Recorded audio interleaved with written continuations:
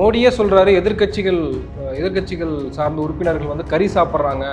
மனித கறி சாப்பிட்றவங்கள என்ன சொல்றது? Who are you to dictate? நான் என்ன சாமியை கும்பிடணும்னு அவர் என்ன உணவு சாப்பிடணும்னு சொல்லல, எந்த சாமியை கும்பிடணும்னு அவர் சொல்றாரு. அதுக்கான அதிகாரத்தை அவர்கிட்ட யாரு கொடுத்தா? அதாவது துவாராவுக்கு போறேன், நான் அங்கே போய் பூஜை பண்றேன், அதுக்கு சில ஆட்கள் இருக்காங்க, அவங்க பண்ணட்டும். பிரதமர் வேலையை பார்க்கணும், பூசாரி வேலை பார்க்கணும். இது ஒரு வக்கிர குணம். இந்திய மக்களை பிரித்து பிரித்து பிரித்து வைத்தால் மட்டும்தான் ஆள முடியும் என்கிற வக்கிர குணத்தின் வெளிப்பாடு என்பதற்கு மேல் அது. நீங்க வாக்கு செலுத்துவதற்கு முன்பாக ராமர் கோயிலை யார் கட்டுனான்றத உணர்ந்து பார்த்துட்டு நீங்க வாக்குச்சாவடிக்குள்ள போகணும்னு பிரச்சாரம் பண்றாங்க. மாடல் கோட் ஆஃப் கான்டக்ட் வந்து இருக்கா அப்படின்ற ஒரு கேள்வியாகவும் இருக்கு. ஆமா, அதெல்லாம் தான் மியூட் பண்ணி வச்சுட்டாங்க. ஹாத்ரஸ்ல ஒரு பாதிக்கப்பட்ட பெண்ணை நீங்க எஃப்ஐஆர் போடாம இது ட்ரீட்மெண்ட்டும் கொடுக்காம அவ இறந்த பிறகு அப்பா அம்மாவை வர வைக்க விடாம நைட்ல எரிச்சிங்க பாருங்க. நீங்க ஆசிஃபா நீங்க பண்ணதை ராமரும் கிருஷ்ணரும் சிவனும் முருகனும் மன்னிச்சிருவாங்களா? இவன் எங்களை அதெல்லாம் பண்ணான்னு சொல்லும்போது அவனை காப்பாத்தி நிக்கிற நீங்க ராமர் பேரை சொல்லலாமா, கிருஷ்ணன் பேரை சொல்லலாமா? உங்களுக்கு அதுக்கு என்ன ரைட் இருக்கு? வாய்ஸ் ஆஃப் சவுத் நேயர்களுக்கு வணக்கம். இந்த நேர்காணலில் நாம் சந்திக்கிருப்பவர் மார்க்சிஸ்ட் கம்யூனிஸ்ட் கட்சியின் மாநில செயற்குழு உறுப்பினர் தோழர் கனகராஜ் அவர்கள். வணக்கம். வணக்கம். தேர்தல் களம், நீங்க தேர்தல் களத்திலிருந்து அப்படியே சுட அங்க வந்திருக்கீங்க. இந்த தேர்தல் களம் எப்படி இருந்தது? மக்கள் எதை நோக்கி வாக்களிச்சாங்க, எதை நோக்கி இந்த வாக்குச்சாவடிக்கு போனாங்கன்னு நினைக்கிறீங்க? இந்த தேர்தலை பொறுத்தளவில் நான் என்ன நினைக்கிறேன் அப்படின்னா, முதலமைச்சர் பேசுகிற இடங்கள்ல எல்லாம் காங்கிரஸினுடைய தேர்தல் அறிக்கை அதான் கதாநாயகன்னு பேசினார். ஆனால் அது பெருசாக பர்குலேட் ஆச்சான்னு எனக்கு தெரியாது. ஆனால் முதலமைச்சருடைய பேச்சு இருக்கு இல்லையா, அதுதான் கதாநாயகன் என்று நான் பார்க்குறேன். ஈவன் கடைசி நாளன்னைக்கு அவர் பேசின பேச்ச கூட அது மக்கள்கிட்ட போய் சேர்ந்துருக்குன்னு நினைக்கிறீங்களா? நான் சொல்கிறேன். எனக்கு தெரிஞ்சு நான் போகும்போது நான் 2 ஏரியா தான் பார்த்தேன். ஒன்று திண்டுக்கல் தொகுதியில் வேலை பார்த்தோன்னு சொன்னால் கூட, 1 பழனி, 2 ஒட்டன்சத்திரம், 3 அங்கங்கே இருக்கிற உங்களோட எனக்கு கிடைச்ச இன்புட், வேறு சில இடங்களில் கிடைச்ச இன்புட், இதுலேருந்து தான் நான் வரேன். ஒன்று, ஆசிரியர்கள் கடும் கோபத்தோடு இருந்தாங்க. ஆசிரியர்களும் அரசு ஊழியர்களும் இப்போதும் அப்படித்தான் இருக்கிறார்கள் என்பது என்னோட அபிப்பிராயம். நம்பர் 1, சிறு குறு தொழில் நடத்துகிறவர்கள் இந்த தேர்தல் அறிக்கையில் கூட தங்களுக்கானது எதுவும் இல்லை என்கிற வருத்தம் அவர்களிடம் இருந்தது. 3வது, இந்த 18 வயசுலேருந்து 30 வயசு வரை இருக்கக்கூடிய இளம் வாக்காளர்களிடம் அந்த மாதிரியான அது என்னது கோபம் இருந்தது அப்படின்லாம் நான் சொல்ல மாட்டேன். ஒரு விதமான மௌனம் இருந்தது. நீங்க நோட்டீஸ் கொடுக்குறீங்க, உங்க முகத்துக்காக கூட சிரிச்சு வாங்குற ஒரு பழக்கத்தை அவங்க கை கொள்ள அதிருப்தி தான் இருந்தது. அது அதிருப்தின்னு சொல்றதான்னு எனக்கு தெரியல, என்னன்னு ஸ்டடி பண்ண முடியல உங்களால. 3வது அம்சம் போக்குவரத்து தொழிலாளிகள், அவங்களும் அப்படி இருந்தாங்க. ஆனா கொஞ்சம் நாளாக நீங்க பார்த்தீங்க அப்படின்னு சொன்னா, ஈவன் எடப்பாடி பழனிசாமி அவர்கள் கூட அரசு ஊழியர் ஆசிரியர் அந்த பென்ஷன் அதெல்லாம் எழுப்பினார். முதலமைச்சர் இந்தியா கூட்டணியில் இருக்கக்கூடிய தலைவர்களுடைய ஃபோக்கஸ் அதில் ஷார்ப்பாக அதை லீட் பண்ணவருங்கிற முறையில் நான் முதலமைச்சரை சொல்கிறேன். ரொம்ப அவர் ஒன்று, இந்த மதவெறி அரசியல் என்ன பாதிப்புகளை எல்லாம் ஏற்படுத்தும் அப்படிங்கிறத பட்டியல் போட்டார். நீங்கள் சில பேச்சுக்களையாவது கேட்டிங்கன்னா உங்களுக்கு அது, நீங்கள் மதுரையில் அவர் பேசின பேச்சில் பெண் பாதுகாப்பில் அப்படின்னு ஒரு லிஸ்ட்டு போட்டார். பெரிய விஷயம் என்று நான் நினைச்சேன். சிறு குறு தொழில்களை அவர்கள் என்ன செய்தார்கள் என்பதை இவருடைய சில இடங்கள் நடந்த பேச்சுக்கள் சொன்னார். அரசு ஊழியர்களை நான் கவனிப்பேன் அப்படின்னு இவர் சில உத்தரவாதங்களை கொடுத்தார். பிறகு திமுகவினுடைய சில பேச்சாளர்களும் இந்த பட்ஜெட்டை முன்வைத்தும் தேர்தல் அறிக்கையை முன்வைத்தும் இளைஞர்கள்ட்ட சில விஷயங்களை கொண்டு போனாங்க. அடுத்து இவங்க ஒரு கடைசி நாள் நேமா அது வந்து கீழே இருந்து வந்த இன்புட்லேருந்து இவர் பண்ணியிருக்கலாம்னு நினைக்கிறேன். அந்த திமுக தேர்தல் அறிக்கையில் ஒரு குடும்பம் எல்லா விதமான அரசு திட்டங்களாலும் பயனடைகிற ஒரு குடும்பம் மாதம் 5000 ரூபாய் பெறுகிறது என்று ஒரு 18ஆம் தேதியோ அல்லது 17ஆம் தேதியோ ஒரு அட்வர்டைஸ்மெண்ட் வந்தது. ஆக்சுவலா இது இது இது இது பயனாளிகளாக இல்லாத ஒரு பகுதியிடம் அது ஒரு மாற்றத்தை ஏற்படுத்தி. இன்னொன்று, முதலமைச்சர் சில விஷயங்களை அரசு ஒரு திட்டத்தை அமல்படுத்துகிற போது அதுல வந்து குறைபாடுகள் இருந்து அதன் காரணமாக பாதிக்கப்பட்டவர்கள் இருக்கிறார்கள் என்று அவர் அதை அங்கீகரித்து அடுத்த ஸ்டேஜுக்கு போனார். அதனாலதான் அவர் என்ன சொன்னார்னா, மகளிர் உரிமை தொகை உண்மையில் யாருக்கெல்லாம் தகுதி இருந்து கிடைக்காம போகுதோ அவங்களுக்கு இந்த தேர்தல் முடிந்த பிறகு நாங்கள் கட்டாயம் அதை கொடுப்போம் அப்படின்னு சொன்னார். இன்ஃபேக்ட் திரு உதயநிதி ஸ்டாலினும் போகிற இடங்கள்ல எல்லாம் அதை சொன்னார். ஸோ தேர்தல் களத்தில் நான் ஆரம்பத்தில் போகும்போது, ஒன்று அரசு நலத்திட்டங்களால் பலன் கிடைக்காதவர்களிடம் இருந்த ஒரு கோபம், இளைஞர்களிடம் இருந்த ஒரு முடிவெடுக்காத நிலை அல்லது ஒரு கண்டுகொள்ளாத நிலைமை, சிறு குறு தொழில் நடத்துபவர்களிடம் இருந்த ஒரு விதமான திமுக அப்படி பண்ணல அப்படின்னு, அரசு ஊழியர்கள், ஆசிரியர்கள், போக்குவரத்து தொழிலாளிகள்கிட்ட இருந்த ஒரு கோபம். இப்பவும் இவங்ககிட்ட எல்லாம் கோபம் இருக்குன்னா கூட ஓட்டு மாற்றி போடல. அவங்க அது ரொம்ப முக்கியமானதுன்னு நான் சொல்ல விரும்புகிறேன். அவங்க அரசியலாக முடிவெடுத்தாங்க. இந்த அரசாங்கத்தை நாங்கள் நம்பினோம், எங்களுக்கு வந்து பழைய ஓய்வூதிய திட்டம் வரும் என்று நாங்கள் நினைச்சோம், வரலை. ஆக்சுவலாக திமுக செஞ்சிரும்னு நாங்கள் உறுதியாக நம்பினோம், செய்யலை. அந்த கோபம் இருக்குது.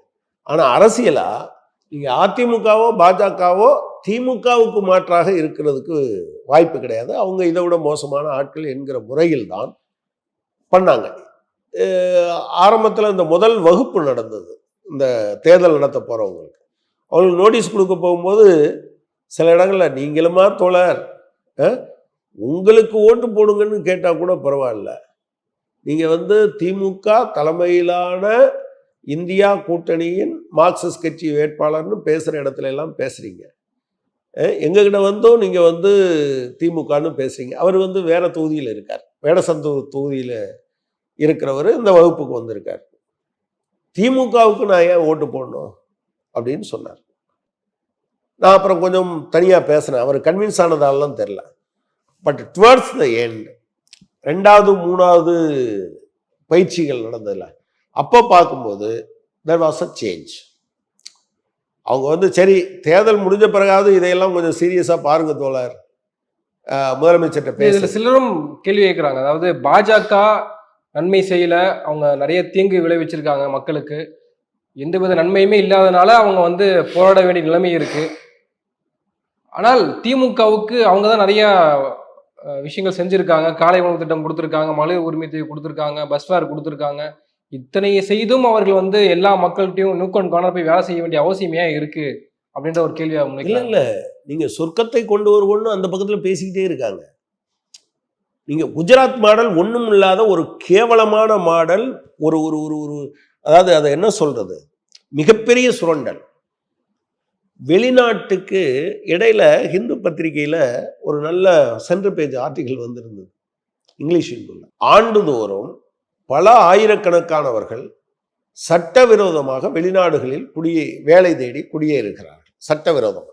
இதில் பல பேர் பாதியிலேயே பிடிக்கப்பட்டு இங்கே வந்துடுறாங்க, இறந்து போயிடுறாங்க. இந்த மாதிரியான விஷயங்களை எல்லாம் கணக்கில் வச்சு அவங்க என்ன சொல்றாங்கன்னா, ஒரு இடத்துல இருந்து வேலைக்காக அதிகமாக தப்பித்து போகிறவர்கள் என்றால் குஜராத் தான். இப்போ எனக்கு அந்த டேட்டு கரெக்டாக ஞாபகத்தில் இல்லை. அவங்க சில குடும்பத்தை பேட்டி எடுத்தெல்லாம் போட்டிருந்தாங்க. ஆனால் குஜராத் மாடல்னு இப்போ குஜராத் மாடல்னு பேசுகிறாங்களா? கிடையாது. இல்லை, எங்கேயாவது பேசுகிறாங்களா? அப்போ குஜராத் மாடலை அன்னைக்கு எக்ஸ்போஸ் பண்ணியிருந்தீங்கன்னா, இந்தியா முழுவதும் எக்ஸ்போஸ் பண்ண முடிஞ்சிருந்ததுன்னா, அது பொய் அப்படின்னு உங்களுக்கு தெரிஞ்சிருந்ததுன்னா மோடி முதல்ல வந்திருக்க முடியாது. என்னவோ மோடி அங்கே ஒரு சொர்க்கத்தை உருவாக்கிட்டது மாதிரியும், வானத்தில் இருக்கக்கூடிய தேவதைகள் எல்லாம் நாங்கள் குஜராத்தில் போய் தான் குடியிருப்போம், சொர்க்கத்தை விட அது பெட்டராக இருக்குன்னு சொன்னது மாதிரியும் ஒரு இமேஜ் அவங்க உருவாக்குனாங்க. ஸோ இப்பவும் கூட அவங்க பேசிட்டு இருக்காங்க. சரி, உங்களுக்கு அண்ணாமலையால இதை பத்தி பேச முடியுதுல்ல. வேலை வாய்ப்பு தருவோம், நாங்க வந்தா தமிழ்நாடு அரசாங்கம் கொடுக்கலைன்னு எங்க எந்த வாயோட பேச முடியுது? நான் அதாவது டிரான்ஸ்போர்ட் ஊழியர்கள் ஸ்ட்ரைக் பண்ணிட்டு இருக்கும்போது அண்ணாமலையோட பேட்டி ஒன்று இருக்கு, நீங்க யூடியூப்ல பாருங்க. அவர் வந்து ஓல்டு பென்ஷனுக்கும் ஓல்டு ஏஜ் பென்ஷனுக்குமே விவரம் தெரியாம அதுல பேசியிருப்பார். அண்ணா ஓல்டு ஏஜ் பென்ஷன்னா அதை பத்தி பேசவே முடியாதுன்னா, நியூ ஏஜ் பென்ஷன்னா எஸ் அதை வந்து அதை மட்டும் கேட்காதீங்க, இதை பேசுறேன்னு பேசியிருப்பார். ஓல்டேஜ் பென்ஷன் என்பது முதியோர் உதவித்தொகை, அது ஒரு சமூக நலத்திட்டம். ஓல்டு பென்ஷன் என்பது அது ஒரு ரைட். ரெண்டுக்கும் வித்தியாசம் இல்லாம கூட அவர் அப்படித்தான் ஃபார்மா பேசினார். ஆனா இது எவ்வளவு பேர்ட்ட போய் சேர்ந்திருக்கும்? எனவே திமுக இதை செய்தோம் என்று சொல்ல வேண்டிய அவசியம். நான் பார்த்தேன் சில ஒட்டஞ்சத்திரம் தொகுதியில அந்த அமைச்சர் சக்கரபாணி அவர்கள் தமிழ்நாடு அரசாங்கத்தோட திட்டங்களை பேசுவாரு. அந்த அரசாங்கம் வந்ததுனால அந்த ஊர் எப்படி பயன்பெற்றதுன்னு ஒரு லிஸ்ட் போட்டார். அதில் அவர் என்ன சொல்றாரு, திண்டுக்கல்ல 7 கல்லூரிகள் வந்திருக்கு அப்படின்னு சொல்றாரு. அமேசிங். 7 கல்லூரிகள் இந்த காலத்தில் உருவாக்கப்பட்டிருக்குன்னா அது ஒரு பெரிய விஷயம். போட்டி தேர்வுகளுக்கான ஒரு மையத்தை நாங்கள் உருவாக்கியிருக்கோம், இங்கே வந்துகிட்டு இருக்கு. ஸ்போர்ட்ஸுக்கான ஸ்டேடியத்தை உருவாக்கியிருக்கோன்றார்.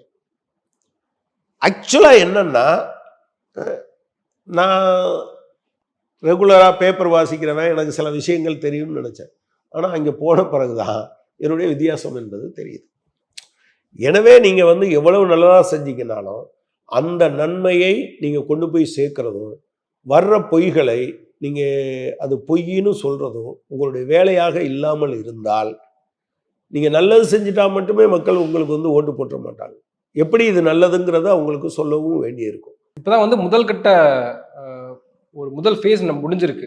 இப்போ இன்னும் 6 கட்டங்கள் இருக்கு. இந்த 6 கட்டங்களையும் வந்து எப்படி இந்தியா கூட்டணி எதிர்கொள்ள போகுது அப்படின்ற ஒரு கேள்வி இருக்கு. குறிப்பா வந்து RSS அமைப்பினர் குறிப்பிட்ட சில தொகுதிகளில் தேர்ந்தெடுத்து வேலை செய்திருக்காங்க. இப்போ சிதம்பரம் போன்ற தொகுதிகள் எல்லாம் வேலை செஞ்சிருக்காங்க அப்படின்னு சொல்லப்படுது.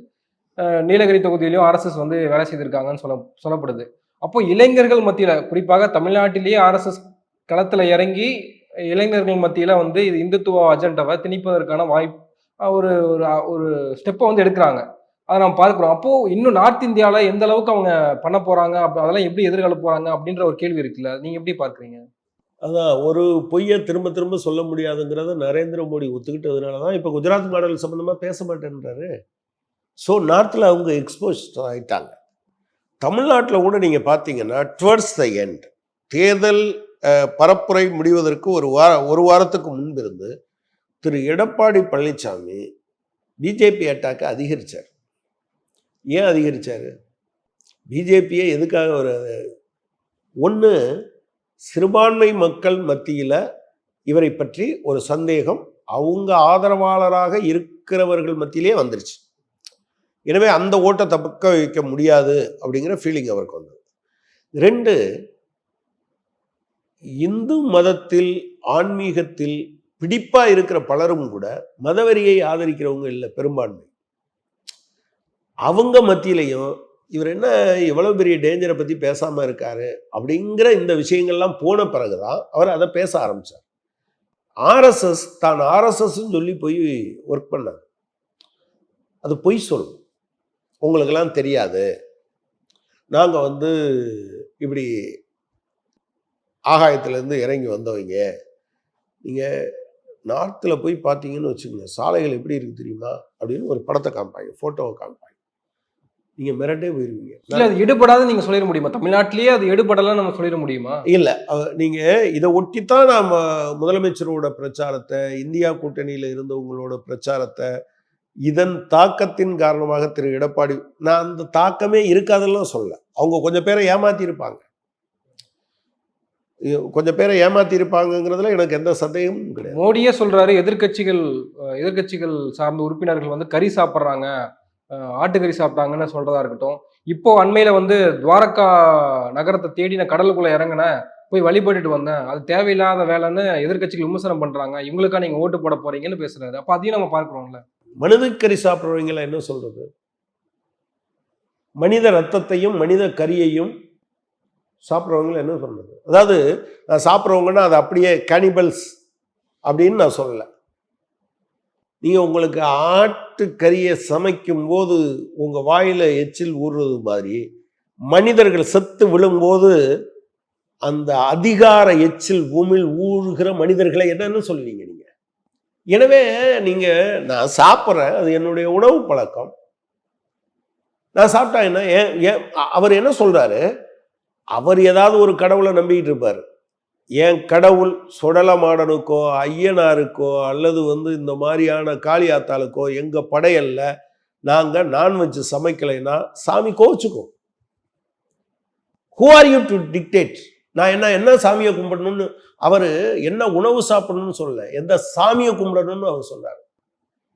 அதுக்கான அதிகாரத்தை அவர்கிட்ட யாரு கொடுத்தா? நீங்க வால்மீகி ராமாயணத்துல ராமர் களைப்படைந்து வந்தபோது ராமருக்கு, லட்சுமணனுக்கு, சீதாவுக்கு எல்லாத்துக்கும் கறி சமைச்சு கொடுத்ததா தான் இருக்கு.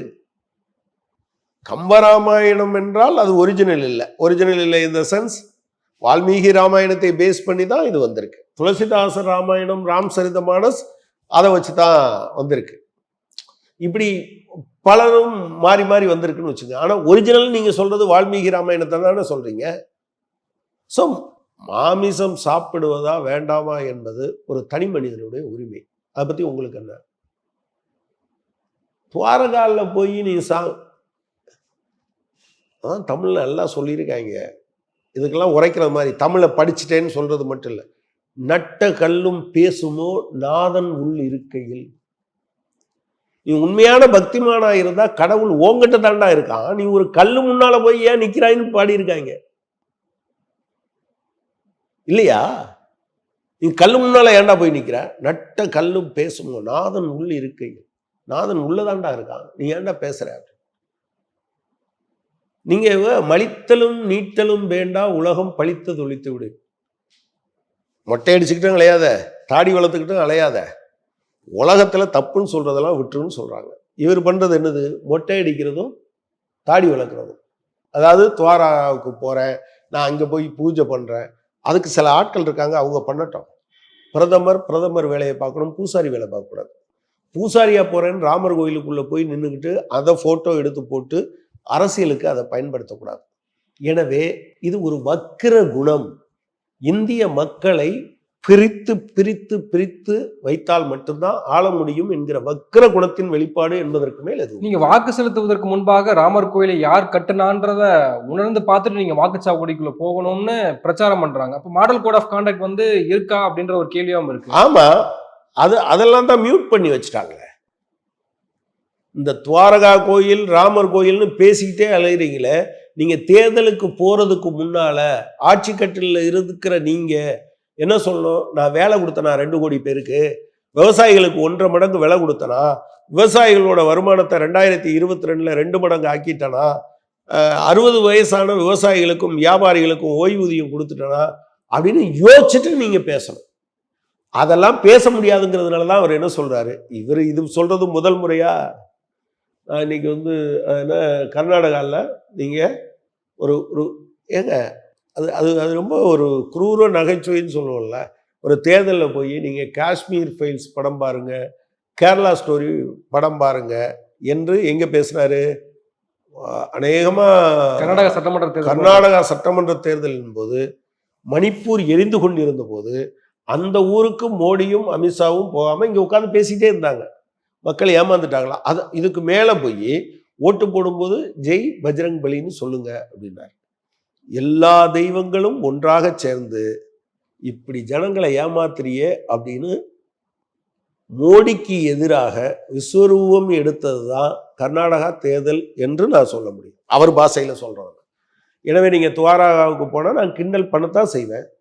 சாதாரண சமயத்தில் போங்க. அதை எதுக்கு நீங்கள் ஊருக்கு வெளிச்சம் போடுறீங்க? ஊருக்கு வெளிச்சம் எதுக்கு போடுறீங்க? அநேகமா இந்து இஸ்லாம் மதங்கள்லாம் அப்படி சொல்லியிருக்கான்னு நான் பார்க்கணும். கிறிஸ்தவ மதத்தில் சொல்லுவாங்க, நடு ரோட்டில் நின்று இயேசுவே இயேசுவேன்னு கத்தாத, அது வெளிவேஷம் போடுறது அப்படின்னு சொல்லியிருக்கு. இப்படி தான் எல்லாரும் சொல்லியிருப்பாங்க. நீ ஒன்று தெரியுமா உங்களுக்கு? ஒரு முன்னால் கதை சொல்லுவாங்க. 2 பேர், ஒரு அம்மா ரொம்ப வாழ்நாள் முழுக்க அவங்க வந்து அது என்ன ப்ராஸ்டியூஷன் செய்கிறவங்க. ஆனால் அவங்களுக்கு ரொம்ப வருத்தம், கடவுளே என்னை மன்னிச்சிரு, கடவுளே என்னை மன்னிச்சிரு, நான் வந்து இப்படி வேற வழி இல்லாமல் இப்படி பண்ணிட்டு இருக்கேனே, எனக்கு வேற தொழில் இருந்தால் அப்படி பண்ணியிருப்பேனேன்னு அவங்க இந்த தொழில் செய்கிற போதெல்லாம் அவங்களுக்கு அதுதான். கடைசியில் அவர் எதிர்த்தாப்புல பார்த்துக்கிட்டு இருக்க ஒருத்தர், அவர் ரொம்ப பக்திமான், அவர் வந்து பூஜை புனஸ்காரம் எல்லாம் செய்கிறவர். அவரும் 2 பேரும் ஒரு நாளில் இறந்து போகிறாங்க. போனோடனே ஒரு கேட்டில் சொர்க்கத்துக்கும் வர நரகத்துக்கும் டைவர்ஷன் போட்டிருக்க இடத்துல அந்த அம்மாவை, ஏம்மா நீ சொர்க்கத்துக்கு போ அப்படின்னு அனுப்பி விட்டாங்க. இவரை நீ நரகத்துக்கு போன்னு கேட்டாங்க.